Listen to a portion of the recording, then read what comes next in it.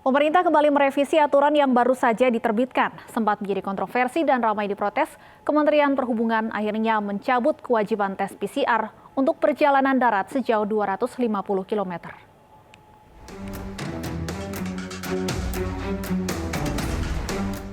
Belum genap seminggu diterbitkan, aturan kewajiban tes PCR untuk perjalanan darat sejauh 250 km atau waktu perjalanan 4 jam dari dan ke Pulau Jawa, Bali kembali direvisi. Dalam aturan sebelumnya yang tertuang di Surat Edaran Kemenhub nomor 90, tertuang syarat PCR maksimal 3 kali 24 jam atau antigen 1 kali 24 jam.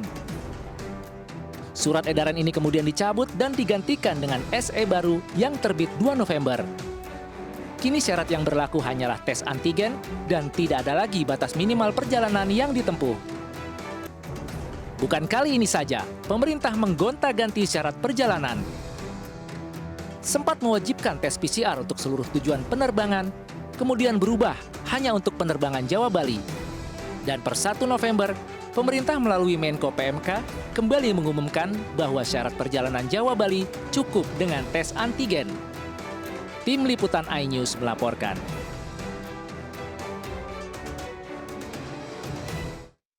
Apa yang membuat kebijakan syarat perjalanan cepat berubah-ubah? Kita sudah terhubung dengan juru bicara Kementerian Perhubungan, Adita Irawati. Selamat sore, Bu Adita. Selamat sore, Mbak. Baik, Bu Adita, gonta-ganti syarat perjalanan ini cukup membuat bingung. Saya ingin konfirmasi dulu, khususnya untuk syarat perjalanan darat jarak jauh. Jadi untuk sekarang tidak wajib PCR, tapi tetap harus antigen tanpa ada minimum jarak tempuh. Benar seperti itu? Ya, tapi mungkin saya perlu jelaskan juga ya proses yang terjadi. Jadi sebenarnya ini kan yang namanya evaluasi PPKM memang dilakukan setiap minggu ya, Mbak. Dan mengapa kemudian ada instruksi Mendagri yang dikeluarkan setiap 2 minggu sekali, dan biasanya kemudian disusul dengan adanya surat edaran Satgas dan surat edaran Kementerian Perhubungan. Nah, peraturan sebelumnya itu memang mengikuti ketentuan yang ada di Inmendagri, meskipun ada beberapa hal terkait dengan transportasi yang itu ditentukan sendiri oleh Kementerian Perhubungan. Tetapi bahwa syarat PCR atau antigen itu adalah sebuah pilihan ya pada peraturan sebelumnya, pada surat edaran sebelumnya. Dan memang ada ketentuan mengenai 250 km itu sebenarnya ini untuk memberikan referensi atau rujukan ya kepada masyarakat yang namanya transportasi jarak jauh itu seperti apa. Karena untuk perjalanan darat mungkin agak berbeda dengan udara maupun kereta api ya, sehingga perlu ditampilkan acuan itu. Namun demikian pada tanggal 1 November terbitlah instruksi Mendagri yang baru yang menyatakan bahwa syarat perjalanan ini sudah tidak perlu ada pilihan lagi, tetapi semua boleh antigen dan minimal vaksin 1 kali. Jadi itu yang kami ikuti, dan sekaligus juga kami menerima respons masyarakat sehingga 250 kilo itu kita hilangkan dan kembali menjadi istilahnya jarak jauh. Baik, dan untuk aturan ini berlaku untuk kendaraan pribadi juga termasuk mobil dan motor?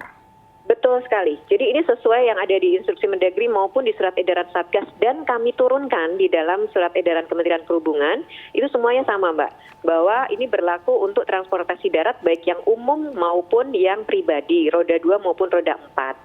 Begitu. Mbak Adita, dengan tidak adanya minimum jarak tempuh, bagaimana kemudian masyarakat bisa mengetahui perjalanan mana yang butuh menggunakan antigen dan mana yang tidak? Semuanya sebenarnya butuh ya, Mbak, karena sesuai ketentuannya kan itu wajib. Nah, ini sekarang masalah pengawasan. Ya, yang pertama begini, sebenarnya kami kan berharap masyarakat ini menyadari mengapa harus dilakukan tes ini ya. Ini sebenarnya tujuannya kan juga adalah untuk kita mencegah terjadinya lagi penularan. Dan bahwa nantinya ada pengawasan, ada yang dilakukan oleh petugas untuk melakukan checking di lapangan, memang itu juga penting.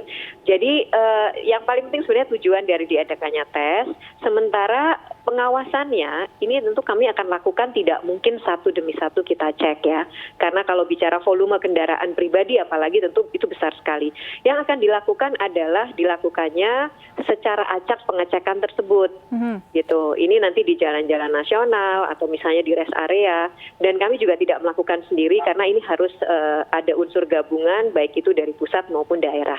Begitu, Mbak. Baik, untuk lebih jelasnya Mbak Adita, apakah yang masuk kategori perjalanan darat jarak jauh ini sebatas keluar kota atau misalnya keluar daerah aglomerasi di luar Jabodetabek misalnya?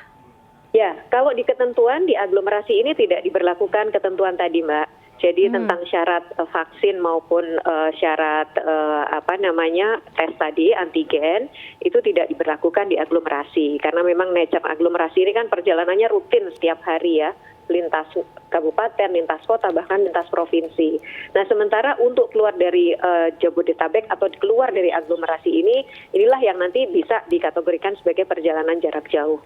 Begitu, Mbak. Baik, terima kasih banyak Mbak Dita atas pencerahannya. Terima kasih Mbak Dita Irawati, juru bicara Kementerian Perhubungan.